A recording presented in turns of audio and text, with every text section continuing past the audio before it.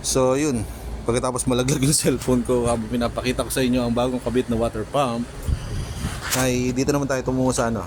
Ito yung nakakabit na clutch pan. Ito yung pinadala sa atin ng ating kaibigan, kasama doon sa binili ko na blade. Ito yung blade na bagong ikakabit natin. Yan. So ito po yung partner niyan. Okay. Tapos ito yung cover. Ngayon, dako tayo dito. Ayan, makikita nyo yung numero. Kaya yung sukat ng ano. Ayan, yung sukat ng ating fan belt. So, proceed tayo dun sa ano, sa aking stock room para sa mga belt.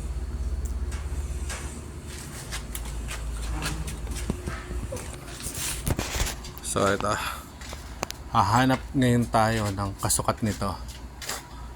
Ayan. So ang dami ng belt ko dito, kaya isa-isahin natin.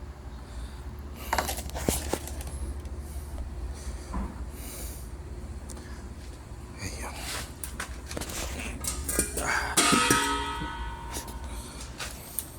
Update ko kayo.